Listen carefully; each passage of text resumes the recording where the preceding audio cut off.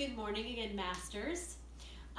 One of the things I forgot to mention in my last video is that I'm going to be doing videos both for my master's class and Mrs. Hurley's master class. So forgive me, Mrs. Hurley's class, for not addressing you earlier, but I'm going to be taking over and doing videos on behalf of Mrs. Hurley as well, so that she can focus more on doing things with her husband. And so welcome, Mrs. Hurley's Masters. We are moving on to our science portion, our science project portion of the day. Today, we are making popsicle stick catapults.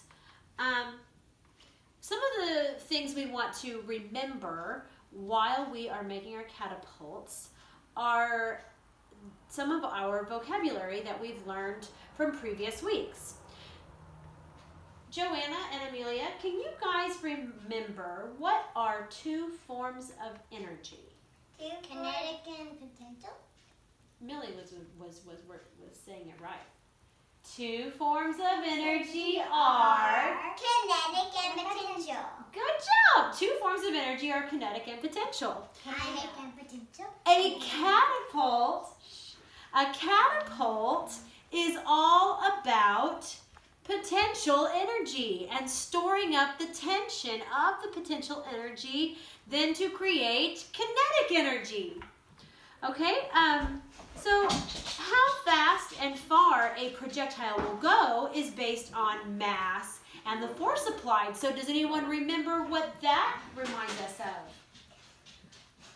We are studying the laws of motion. And the second law of motion is Newton's second law of motion states that force equals mass times acceleration. Newton's second law of motion states F equals ma. That's right. So when you have your catapult, the amount of tension you have is creating a force, and you have to pull it back so you can have enough force to shoot that mass across the room to accelerate it. Okay, and we'll look at these here again in a minute, but I wanted to show you that. Also, the outside forces of air resistance and gravity will either speed it up or slow it down. So let's remember Newton's first law. What is Newton's first law of motion state? Newton's first law of motion states that an object at rest tends to remain at, whoops, I broke it. At rest, and an object in motion tends to continue moving in a straight line at constant speed unless an outside force acts upon it. This is Newton's first law of motion. So when you're pulling back on that catapult, you have some inertia there, and then you let go of the tension string, and that is going to send it through the air, and there's going to be forces that act upon it, outside forces that act upon that projectile that are going to slow it down. You're going to have the gravity that pulls it down. You're going to have the air pressure that that mass has to go through and push through in order to go as far as it can. And then, of course, you're also going to have the castle wall that you're going to hit. And what is that? That illustrates Newton's third law of motion. So remember Newton's third law of motion?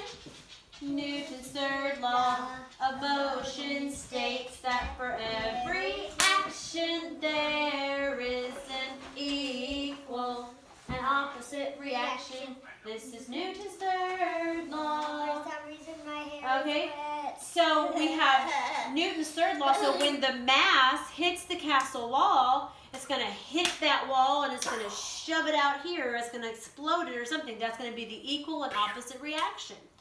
And so when scientists make a catapult, they try to take into all of those things and make a mathematical equation to make the most boom for their catapult. So we're going to make catapults today out of popsicle sticks. And we're going to take our first 2 popsicle sticks here. And we're going to take our string here. And we're going to tie them together with our rubber band here, just like this. Putting trash on the curb, going to the post office. Coming Excellent. back. Coming Ladies back. and gentlemen, this is Micah, my housemate. He's our good friend. Sorry. That's okay. Hello. But I'm going to go around the back. Excellent. On my way in. All right. Have a good time. Thank you. All right. So you see my popsicle sticks here. They are tied together only at one end. And we're going to keep that there. Then the other popsicle sticks, we're going to take 5 popsicle sticks here. And we're going to stack those up on top of each other like this. And we are going to tie them together also with rubber bands. Whoopsie.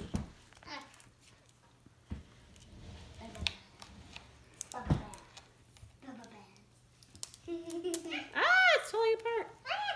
So we have this one, and then we take a second rubber band right here, and we do the same thing. Okay, do you see this? Tomorrow you're going to do this, girls, okay? I'm going to show you. We're going to do this together tomorrow, but right now I'm showing my class, okay? Okay. So we make a stick like this. Now on my board, I'm going to move this board here. I forgot. I had drawn a picture of the parts of, maybe you can move over here, Melanie, of the parts of a catapult. Okay, see we have the frame, and that's what we're making here with this catapult. See, this is our frame. All of this is the frame here. And then we have the fulcrum. The fulcrum is where the lever, this is the lever, and the bucket is connected to the frame right there.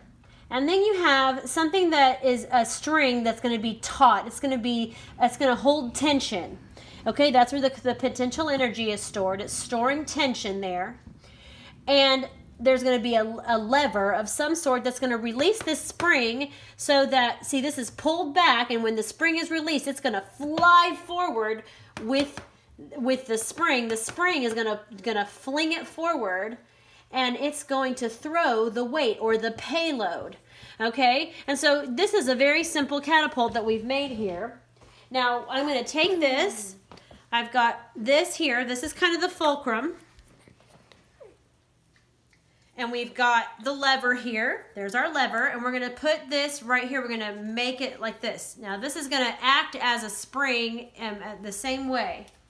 And I was having a hard time keeping these things together. So I took another rubber band and I stuck it around. I put it underneath the top one, but I put it between. I put the rubber band around the bottom popsicle stick and the fulcrum popsicle stick, I guess you could say, like this. Now there are other designs you can do, and if you get on CC Connect, if you're able to get on CC Connected this week, and you look up Nicole Liam, she's the user that does it, and here I'll do it. She shows some other ideas. I'll show you in just a second of some different kinds that you do. But if you put this thing right here, that'll help it stay put and it won't slide around. Okay, and then you have your thing, and then moms, you use your discretion, but you can. I have a bottle cap here, and also Mrs. Green, she supplied some spoons, so we can make one with a spoon. Or you can use an egg, an Easter egg. And but I'm going to show you how I do this. And I just take a little bit of hot glue here and put a little bit of hot glue. Of course, now you guys have played with the hot glue, so now it's all down. Hold on, I got to get another thing of hot glue. Watch out. Okay. You don't have to show them where I am, Madeline. It's fun. Okay, so this is going to help me push it through. So we're going to make a little bit of dot of hot glue there on your lever. And we're going to put the basket on there like that, so that you have something to hold the weight in. Okay? So now I'm going to let that sit there and dry. But then I'm going to show you with this one. Then we have these little pom-poms like this. And you can see how you can pull this back like that. And there's your stored tension. And then you shoot it out. And it shot out. Where is it? And you guys can have fun making those. There it is. Right there. And now let's talk a little bit. Wait, okay, go back over here. Sit over here. We're going to talk just a tiny little bit about why we observe what we do. Okay? So, no matter what design that you come up with to launch your projectiles, each catapult needs force and energy to get flying. Kira, can you please bring that over here? Okay. That's the science of physics or movement. This whole thing is all about Newton's laws of motion. Let's see, where are we? As we pull back on the catapult and make it ready to launch, we have potential energy, and that stores up. And the tension created in the rubber bands and this lever here is built up into the kinetic energy and the force we needed to project the thing. And when you let it go, you release the potential energy and it's transformed into kinetic energy. So this is potential energy, and then we go like that, and that's kinetic energy. And I think it probably just landed in the dog's bowl. Put it back over here. Yep, it actually did. Okay, I'm good at that. So different catapults will launch projectiles at different distances. So if you play around today with your popsicle sticks, you can take these apart and you can try different ones.